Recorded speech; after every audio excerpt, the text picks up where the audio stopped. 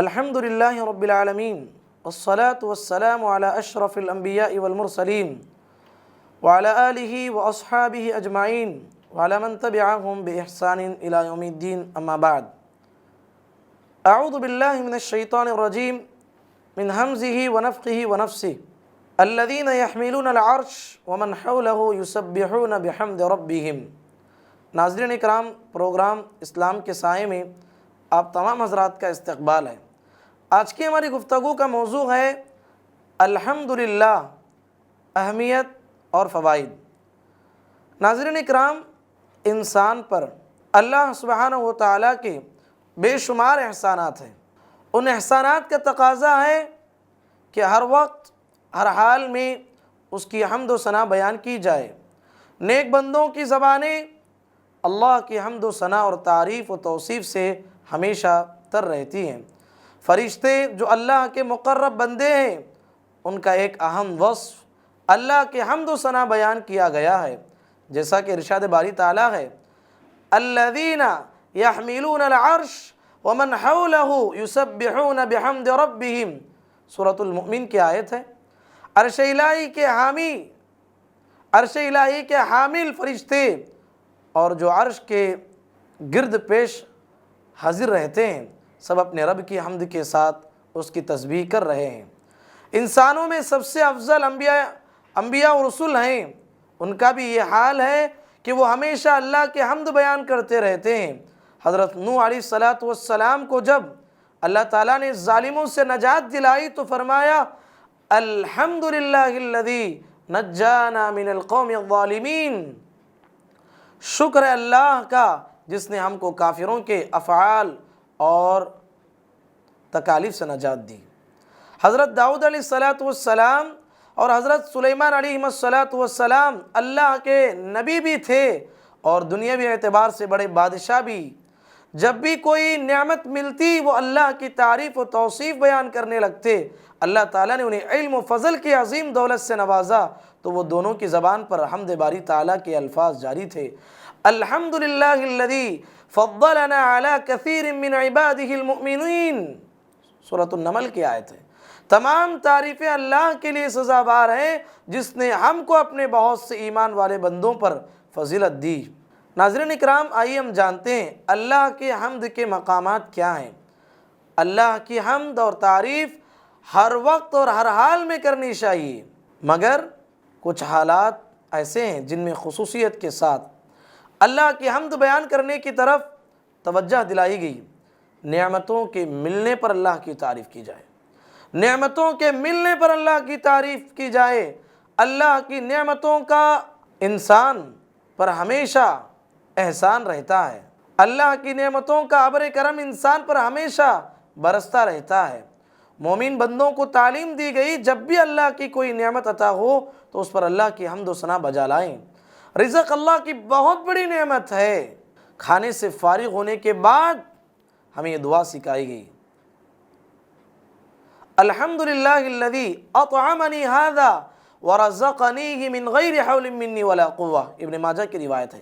ساری تعریفیں اس اللہ کے لیے ہیں جس نے مجھے ایک کھانا کھلایا اور بغیر طاقت و قوت کے مجھے رزق عطا فرمایا۔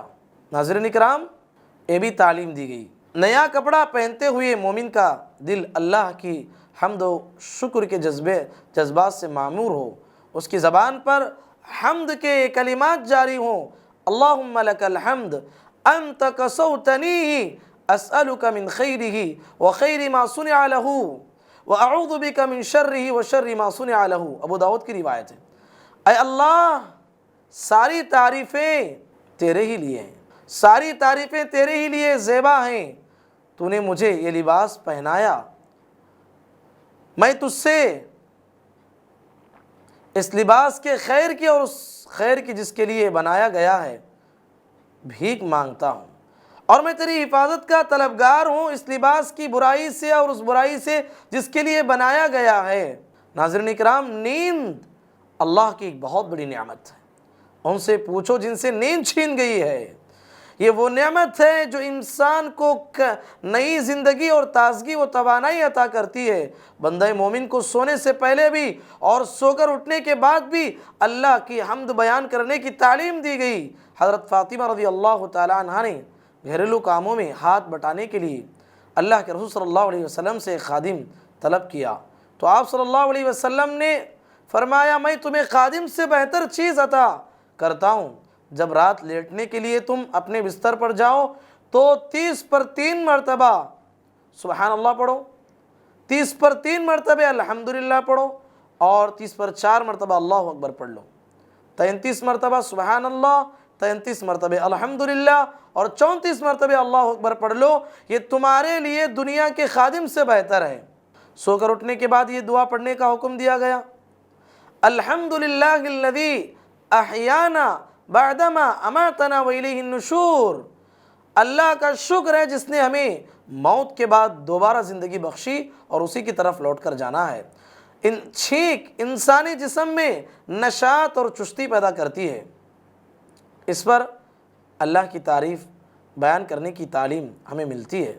چھینکنے والے کو تعلیم دی گئی الحمدللہ کہے، سننے والا آدمی یرحمک اللہ کہے، اور پھر چھینکنے والے کو تعلیم دی گئی یہدیکم اللہ ویصلح بالکم پڑھے۔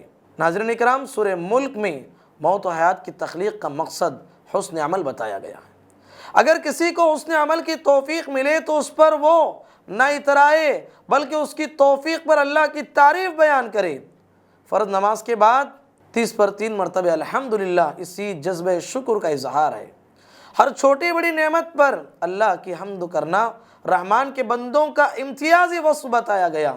حضرت عائشہ صدیقہ رضی اللہ عنہ فرماتی ہے جب بھی رسول اللہ صلی اللہ علیہ وسلم کو کوئی خوشی لائق ہوتی تو یہ دعا پڑھا کرتے، الحمدللہ بنعمتہ تتم الصالحات، سب تعریفیں اللہ کے لیے لائق ہیں، اسی کی نعمت سے تمام بھلائیاں مکمل ہوتی ہیں۔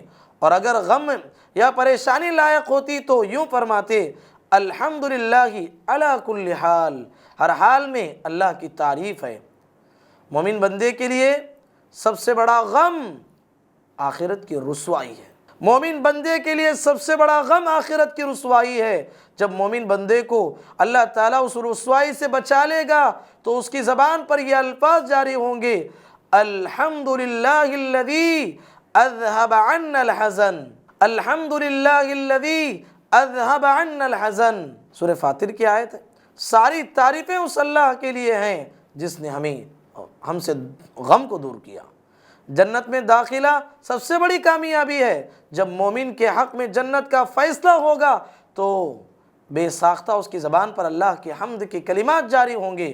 وہ کہے گا وَقَالُوا الْحَمْدُ لِلَّهِ الَّذِي هَدَانَا لِهَذَا وَمَا كُنَّا لِنَهْتَدِيَ لَوْلَا أَنْ هَدَانَا اللَّهُ، سورۃ الاعراف کی آیت ہے۔ وہ لوگ کہیں گے کہ اللہ کا احسان ہے جس نے ہم کو اس مقام تک پہنچایا اور ہماری کبھی رسوائی نہ ہوتی اگر اللہ تعالی ہم کو نہ پہنچاتا۔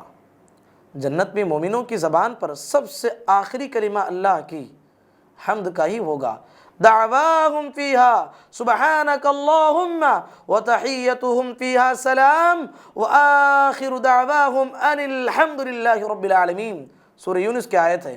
ان کے منہ سے یہ بات نکلے گی سبحان اللہ، اور ان کا باہمی سلام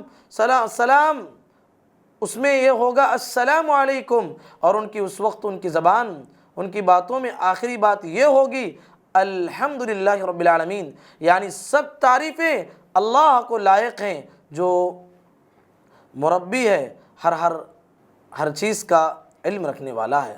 ناظرین اکرام، اللہ کی حمد کی بہت سارے کلمات قرآن مجید اور احادیث میں بتائے گئے ہیں۔ ان میں سب سے مختصر کلمہ الحمدللہ ہے۔ اس کو رسول اللہ صلی اللہ علیہ وسلم نے سب سے افضل دعا قرار دیا۔ افضل الذکر لا الہ الا اللہ وافضل الدعاء الحمدللہ، کہا سب سے افضل ذکر اگر کوئی ہے اس دنیا میں لا الہ الا اللہ ہے، اور سب سے افضل دعا اگر کوئی ہے تو الحمدللہ ہے۔ اللہ کی حمد اور تعریف کے کلمات اس قدر پاکیزہ اور مبارک ہیں کہ قرآن مجید کی کئی سورتوں کا آغاز اللہ تعالیٰ نے انہی کلمات سے کیا ہے۔ قرآن مجید کی سب سے پہلی سورت سورۃ الفاتحہ کا آغاز بھی حمد سے ہوتا ہے۔ الحمدللہ رب العالمین۔ الحمدللہ کا معنی ہے ہر طرح کی تعریف کی سزاوار ذات تنہا اللہ کی ذات ہے، اور حقیقی تعریف اسی کے لیے لائق ہے اور اسی کے لیے زیبا ہے۔ مومن بندہ جب اپنی زبان سے الحمدللہ کہتا ہے تو اس بات کا اعتراف کرتا ہے کہ تعریفوں بھرے ہر طرح کے پاکیزہ اور کلمات، مبارک کلمات اللہ کے لیے ہیں۔ ہر قسم کی خوبی کا مالک اللہ ہی ہے۔ جب وہ اس بات کا اعتراف کرتا ہے تو اس کا اثر اس کی زندگی پر یہ ہوتا ہے کہ وہ اللہ کے سوا دوسروں کی تعریف میں مبالغہ آرائی سے کام نہیں لیتا، دوسروں کی بغض کرنے سے اجتناب کرتا ہے۔ وہ سمجھتا ہے کہ اگر کسی میں کوئی خوبی ہے تو وہ اللہ تعالیٰ کا عطیہ ہے، اور اس پر بھی حقیقت میں اللہ ہی کی تعریف ہونی چاہیے۔ الحمدللہ کا دوسرا اثر اس کی ذات پر ہوتا ہے۔ وہ یہ سمجھتا ہے کہ میری تمام صلاحیتیں اللہ کی عطا کردہ ہیں، اس لیے وہ دوسروں سے اپنی تعریف سننے کا خواہش مند نہیں ہوتا۔ انسان کی ایک کمزوری یہ ہے کہ وہ دوسروں سے اپنی تعریف سننا پسند کرتا ہے، بلکہ اپنی تعریف سن کر خوش ہو جاتا ہے، اور بعض لوگ اچھے کام اسی لیے کرتے ہیں کہ لوگ ان کی تعریف کریں۔ ایک مومن کی ذہن میں ہمیشہ یہ بات ہونی چاہیے، یہ صلاحیتیں، یہ اس کے کمالات اللہ کا عطا کردہ ہیں، ان پر تعریف کا مستحق ذات صرف اللہ کی ذات ہے۔ اسی لیے وہ لوگوں سے بے جا تعریف سننے کا اپنے دل میں جذبہ نہیں رکھتا، بلکہ اس کو پسند بھی نہیں کرتا۔ اللہ کی حمد کا اس کی ذات پر تیسرا اثر یہ ہوتا ہے کہ اللہ کی ان نعمتوں کو پانے کے بعد اس کے دل میں اللہ کا شکر بجا لانے کا جذبہ پیدا ہوتا ہے۔ رسول اللہ صلی اللہ علیہ وسلم ایک ایک نعمت پر اللہ کی حمد اور اس کی تعریف بجا لایا کرتے تھے۔ پانی ایک غیر معمولی نعمت ہے، مگر اس کو پیتے ہوئے بھی آپ صلی اللہ علیہ وسلم اللہ کی حمد بیان کرتے اور اس کا شکر بجا لاتے۔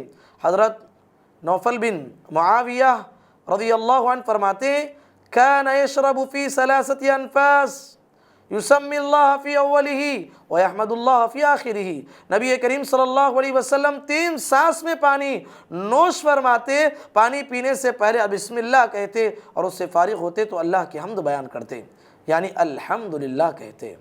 پانی کا ایک ایک گھونٹ، کھانے کا ہر لقمہ اس بات کا مستحق ہے کہ اس پر اللہ کا شکر بجا لایا جائے اور اللہ کی تعریف کی جائے۔ یہ ایسا عمل ہے جو بندے کو جو اللہ کو بے حد پسند ہے۔ رسول اللہ صلی اللہ علیہ وسلم فرماتے ہیں ان للہ تبارک و تعالی لا يرضى عن العبد ان يأكل الاکلۃ فیحمدہ علیہا او یشرب الشرب فیحمدہ علیہا۔ صحیح مسلم کی روایت ہے۔ اللہ تعالیٰ کو بندے کی یادہ بڑے خوش کرتی ہے جب وہ ایک گھونٹ پانی بھی پیتا ہے اس پر اللہ کی تعریف بجا لاتا ہے، اور ایک لقمہ کھانا بھی کھاتا ہے تو اس پر بھی اللہ تبارک و تعالیٰ کی تعریف بجا لاتا ہے۔ امام بکر بن عبداللہ مزنی رحمۃ اللہ علیہ فرماتے ہیں کہ انہوں نے ایک مزدور کو دیکھا جو اپنے کندھے پر بوجھ اٹھائے ہوئے جا رہا تھا اور بار بار وہ 2 کلمات کو دہرا رہا تھا، الحمدللہ استغفر اللہ۔ امام صاحب کو تعجب ہوا، اس سے پوچھا کیا تمہیں اس 2 کلمے کے سوا کوئی کچھ نہیں معلوم کیا؟ حمد سے فارغ ہوتے تو استغفر اللہ کہتے ہو، استغفار سے فارغ ہوتے تو حمد کرتے ہو۔ وہ مزدور جواب میں کہنے لگا کیوں نہیں، میں تو حافظ قرآن ہوں اور مجھے کئی دعائیں یاد ہیں، لیکن حمد اور استغفار کثرت سے اس لیے کرتا ہوں کہ آدمی 2 حالتوں سے ضرور دوچار ہوتا ہے، اللہ کی نعمتیں پاتا ہے اور اس کے حق میں گناہ کرتا رہتا ہے، اور جب میں اللہ کی نعمتوں کو یاد کرتا ہوں تو الحمدللہ کہتا ہوں، اور جب اپنی کوتاہیوں پر نظر ڈالتا ہوں تو بے ساختہ میری زبان سے یہ الفاظ نکلتے استغفر اللہ۔ بکر بن عبداللہ مزنی رحمۃ اللہ علیہ کہتے ہیں میں مزدور کا جواب سن کر حیران ہو گیا اور دل ہی دل میں کہنے لگا یہ مزدور تو مجھ سے بھی زیادہ فقیہ ہے۔ اللہ اکبر۔ الحمدللہ ایک مختصر سا کلمہ ہے مگر اس کے بے شمار فوائد ہیں۔ ناظرین اکرام، یہ بڑے اجر و ثواب والا کلمہ ہے۔ سب سے بڑا فائدہ یہ ہے یہ بڑے اجر و ثواب والا کلمہ ہے۔ رسول اللہ صلی اللہ علیہ وسلم کا ارشاد ہے الحمدللہ تملأ المیزان، صحیح مسلم کی روایت ہے، قیامت کے دن جب نام اعمال وزن کیے جائیں گے تو ترازو میں سب سے زیادہ وزنی کلمہ اگر کوئی ہوگا یہ الحمدللہ ہوگا۔ ایک حدیث میں مروی ہے کہ ایک شخص نے الحمدللہ کثیرہ کہا تو فرشتے پر اس کے ثواب لکھنے، الحمدللہ کثیرہ کہا تو فرشتے پر اس کا ثواب لکھنا دشوار ہو گیا۔ اس مسئلے کو لے کر دربار الہی میں پہنچا تو اللہ تعالیٰ نے کہا اکتبھا کما قال عبدی کثیرا، اکتبھا کما قال عبدی کثیرا، اسی طرح اس کا اجر و ثواب لکھتے جاؤ جس طرح میرے بندے نے لفظ کثیر استعمال کیا ہے، کثیر طور پہ اس کا ثواب لکھو۔ محدث العصر علامہ ناصر الدین البانی رحمۃ اللہ علیہ نے اس حدیث کو سلسلۃ الاحادیث الصحیحہ میں ذکر کیا ہے۔ ناظرین اکرام، الحمدللہ پڑھنے کا دوسرا فائدہ انسان کو یہ ہوگا جب بندہ پورے اخلاص کے ساتھ اپنی زبان سے اللہ کی تعریف کے کلمات ادا کرتا ہے تو اللہ تعالیٰ ان کلمات کو اپنی بارگاہ میں پیش کرنے کے لیے فرشتے کو زمین پر بھیجتا ہے۔ ایک شخص نے نماز کی حالت میں چھینکنے کے بعد بلند آواز سے کہا الحمدللہ حمدا کثیرا طیبا مبارکا فیہ مبارکا علیہ کما یحب ربنا ویرضا۔ نماز کے بعد آپ صلی اللہ علیہ وسلم نے دریافت کیا کس نے کلمات بلند آواز سے کہی؟ صحابی نے ڈرتے ہوئے جواب دیا میں۔ آپ صلی اللہ علیہ وسلم نے فرمایا قسم ہے اس ذات کی جس کے ہاتھ میں میری جان ہے، 30 سے زائد فرشتے ایک دوسرے پر سبقت لے جانے کی کوشش کر رہے تھے کہ کون سب سے پہلے ان کلمات کو لکھ لے اور اللہ کے دربار میں پیش کرے۔ یہ ترمذی کی روایت ہے۔ الحمدللہ پڑھنے کا ایک تیسرا فائدہ انسان کو یہ ہوگا کہ جو شخص کسی مصیبت زدہ اور پریشان حال کو دیکھ کر اللہ کی حمد بیان کرے تو اللہ تعالیٰ اس کو اس مصیبت سے محفوظ رکھتا ہے۔ رسول اللہ صلی اللہ علیہ وسلم کا ارشاد ہے من رأى مبتلا فقال الحمدللہ الذی عافانی مما ابتلاک به وفضلنی علی کثیر ممن خلق تفضیلا لم یصیبہ ذلک البلاء۔ صحیح الجامع الصغیر کی روایت ہے، جو شخص کسی مصیبت زدہ کو دیکھ کر مذکورہ دعا پڑھے الحمدللہ الذی عافانی مما ابتلاک به وفضلنی علی کثیر ممن خلق تفضیلا، یعنی اللہ کا شکر ہے کہ اس نے مجھے اس مصیبت سے محفوظ رکھا جس میں تم کو مبتلا کیا ہے، جس میں تم مبتلا ہو، اور مجھے اپنی بہت سی مخلوقات پر فضیلت عطا کی تو اس کو وہ مصیبت لائق نہیں ہوتی۔ ایسے آزمائشی موقع پر ایک مومن پر یہ ذمہ داری عائد ہوتی ہے کہ وہ دعا پر اکتفا نہ کرے بلکہ اپنی مصیبت زدہ بھائی کی حتی الامکان مدد کرے۔ ایسا نہیں کہ دعا پڑھ کے ہم نکل جائیں، اس کی مدد کرنے کی کوشش کرے۔ اگر وہ بیمار ہے تو اس کی عیادت کرے، اچھے طبیب اور معالج کی طرف اس کی رہنمائی کرے، اور مالی امداد اگر آپ کے پاس ہے تو ضرور کرے۔ اور اگر وہ کسی مصیبت میں مبتلا ہے تو اس سے نکلنے میں حتی المقدور ہاتھ بٹائے۔ ایسی مصیبت زدہ کو حقیر سمجھنا، اس کی تحقیر کرنا، یہ ایمانی اخوت کے منافی ہے۔ ناظرین اکرام، الحمدللہ پڑھنے کا ایک چوتھا فائدہ یہ ہے، انسان کو ایک چوتھا فائدہ یہ ملتا ہے، جو شخص دنیا میں کثرت سے اللہ تعالیٰ کی حمد بیان کرتا ہے تو موت کے وقت اس کی زبان پر حمد کے کلمات جاری ہوں گے، جو حسن خاتمہ کی علامت ہے۔ رسول اللہ صلی اللہ علیہ وسلم نے فرمایا المؤمن بخیر علی کل حال وان المؤمن تخرج نفسه وهو يحمد اللہ، مومن ہر حال میں بھلائی پاتا ہے، جب اس کے جسم سے روح نکل رہی ہوتی ہے تو اس وقت بھی وہ اللہ کے حمد بیان کرتا رہتا ہے۔ الحمدللہ پڑھنے کا ایک پانچواں فائدہ ایک بندے کو یہ ملتا ہے کہ کثرت سے اللہ کی حمد کرنے والا قیامت کے دن سب سے زیادہ بلند مقام پر ہوگا۔ رسول اللہ صلی اللہ علیہ وسلم کا ارشاد ہے ان افضل عباد اللہ یوم القیامت الحمادون۔ صحیح الجامع الصغیر کی روایت ہے، اللہ کے بندوں میں قیامت کے دن سب سے افضل وہ بندہ ہوگا جو ہمیشہ اس کی حمد بیان کرتے رہتا ہے۔ حمد بیان کرنے کا ایک چھٹا فائدہ بندے کو یہ ہوگا، جو شخص مصیبت اور پریشانی میں اللہ کی حمد بیان کرتا ہے تو اللہ تعالیٰ اس کو جنت میں ایک محل عطا فرماتا ہے جس کا نام ہے بیت الحمد۔ حضرت ابو سنان رحمۃ اللہ علیہ فرماتے ہیں کہ میرے بیٹے کا انتقال ہو گیا، تو میں اپنے بیٹے کو دفنا رہا تھا۔ میرے قریبی ابو طلحہ خولانی تشریف فرما تھے۔ تجہیز و تکفین سے فارغ ہونے کے بعد جب میں واپس ہونے لگا تو میرے ہاتھ پکڑ کر کہنے لگے میں تمہیں ایک خوشخبری سناتا ہوں۔ پھر کہنے لگے مجھے ابو موسیٰ اشعری رضی اللہ عنہ کے حوالے سے رسول اللہ صلی اللہ علیہ وسلم کی یہ حدیث پہنچی ہے کہ آپ صلی اللہ علیہ وسلم نے فرمایا جب کسی مومن بندے کا بیٹا انتقال ہو جاتا ہے، انتقال کر جاتا ہے، تو اللہ تعالیٰ فرشتے سے کہتا ہے کہ کیا تم نے میرے بندے کے بیٹے کی روح قبض کی؟ وہ کہتے ہیں کہ ہاں۔ پھر اللہ تعالیٰ فرماتا ہے کیا تم نے میرے بندے کے جگر کے گوشے کو چھین لیا؟ وہ اس بات میں جواب دیتے ہیں تو اللہ تعالیٰ فرشتے سے پوچھتا ہے کہ میرے بندے نے کیا کیا، حالانکہ وہ خوب جانتا ہے کیا کیا۔ فرشتے کہتے ہیں حمیدک واسترجع، اس نے تیری تعریف کی اور انا للہ و انا الیہ راجعون پڑھا۔